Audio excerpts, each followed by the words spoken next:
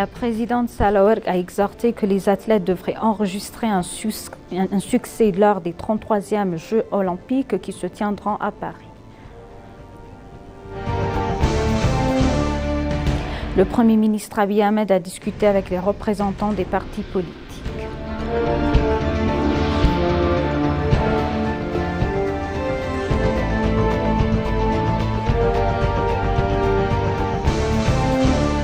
Bienvenue, chers téléspectateurs, c'est Aline Tebaro avec le journal du 23 juillet 2024. La présidente Sahlawerk Zewde a exhorté que les athlètes devraient s'efforcer de faire de leur pays un succès en donnant la priorité à l'Éthiopie avant toute autre chose lors des 33e Jeux olympiques qui se tiendra à Paris. Un programme d'adieu pour la délégation éthiopienne participant aux 33e Jeux olympiques s'est déroulé au Palais national. Elle a exprimé sa conviction que l'Éthiopie apportera de nombreuses médailles aux 33e Jeux olympiques qui se tiendront à Paris.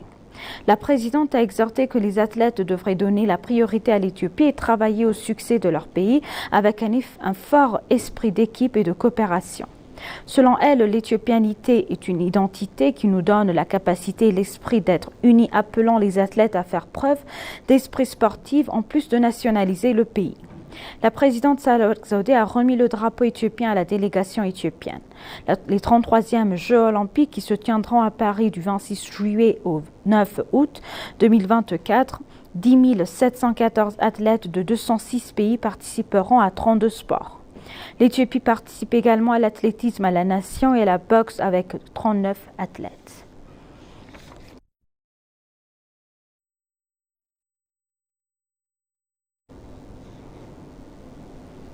Le Premier ministre Abiy Ahmed a discuté avec les représentants des partis politiques.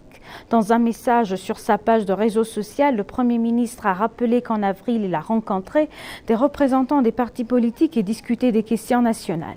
Il a indiqué que la discussion se poursuivrait et que nous discuterons de la recherche d'un consensus sur les questions nationales d'importance universelle. Par ailleurs, les représentants des partis politiques éthiopiens ont laissé leur marque verte en plantant de jeunes arbres.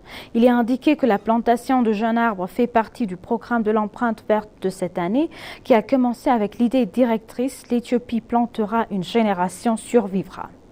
En outre, les représentants des partis politiques ont souligné que le programme d'empreinte verte n'est pas laissé à un seul parti, mais nécessite la coopération de tous les Éthiopiens.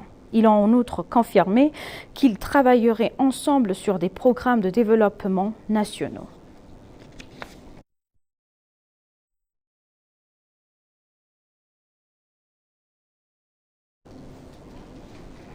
Le vice-premier ministre Tamasgen Turuna a déclaré que nous ferons de l'Éthiopie une réalité où la participation et les avantages égaux des citoyens seront garantis et où les services de protection sociale seront élargis.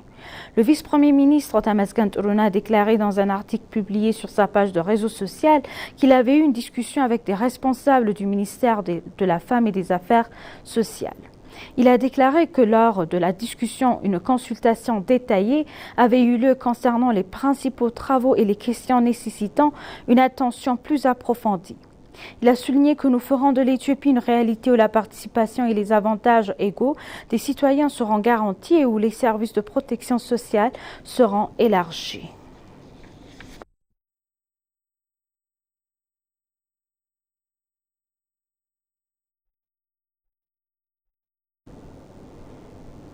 Le ministre des Affaires étrangères, l'ambassadeur Taye Atske-Selassie, a rencontré hier dans son bureau la secrétaire générale adjointe des Nations Unies, Amina Mohamed. L'ambassadeur Taye a remercié Mme Amina pour sa direction efficace du système de développement des Nations Unies, y compris le système de coordonnateurs résidents. Les deux responsables ont également longuement discuté du prochain sommet des Nations Unies sur le futur des efforts de développement national de l'Éthiopie, ainsi que des questions régionales dans la Corne de l'Afrique.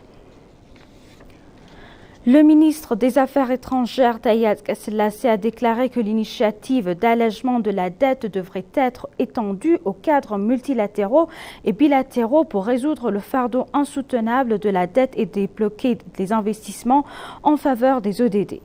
La séance d'ouverture du comité préparatoire de la 4e conférence internationale sur le financement du développement, qui se déroulera jusqu'au 26 juillet 2024, a débuté à Addis Abeba. Dans son discours d'ouverture à l'événement, le ministre des Affaires étrangères Taye a révélé que la conférence offre une opportunité de réflexion mondiale sur l'agenda 2030 en plein temps pour la pleine mise en œuvre de ce programme d'action.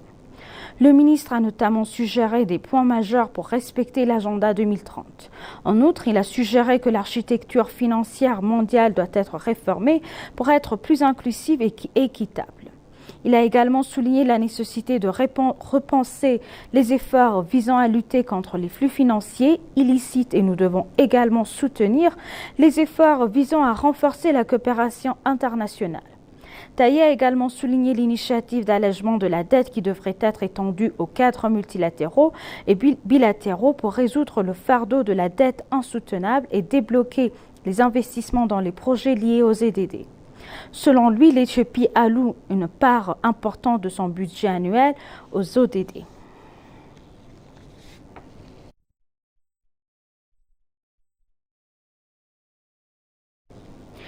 Le ministre des Finances, Ahmed Shide, a souligné la nécessité de renforcer les cadres financiers transformateurs pour les ODD et d'entreprendre une réforme globale d'un système financier mondial. Le ministre a également appelé toutes les parties prenantes à entreprendre une réforme globale d'un système financier mondial. Dans son discours d'ouverture, le ministre des Finances, Ahmed Shide, a souligné la promotion de mécanismes de financement innovants tels que le partenariat public-privé pour mobiliser les financements pour la réalisation réussie des ODD. Il a en outre mentionné une mesure pratique prise par l'Éthiopie pour réaliser les ODD. L'Éthiopie a réussi à augmenter sa couverture forestière nationale à 23,6% contre 14,7% en 2014, a souligné Ahmed, en ajoutant que les pays allouant davantage des ressources au service de la dette plutôt que d'investir dans les services sociaux de base. Le ministre Ahmed a révélé que le programme jette des bases d'une nouvelle ère de coopération mondiale et d'ambition dans le financement du développement. En outre, le ministre a souligné la nécessité de combler les lacunes dans la mise en œuvre du programme d'action d'Addis Abeba.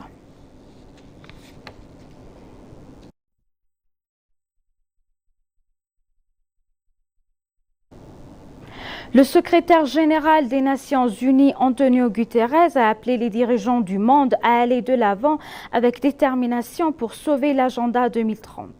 Le comité préparatoire de la 4e conférence internationale sur le financement du développement a débuté à Addis Abeba.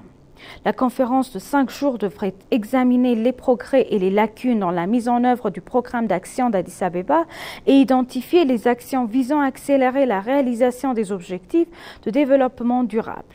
Dans son message vidéo enregistré lors de la réunion, le secrétaire général de l'ONU, Antonio Guterres, a déclaré « Pourtant, malgré les progrès, nous devons faire face au fait de nombreux engagements restant non tenus », a-t-il souligné.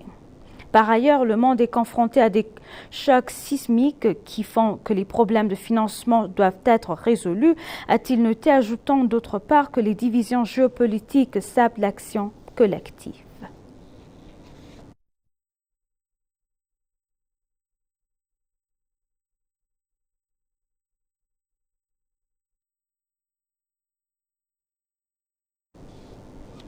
Chers téléspectateurs, nous vous rappelons les titres principaux.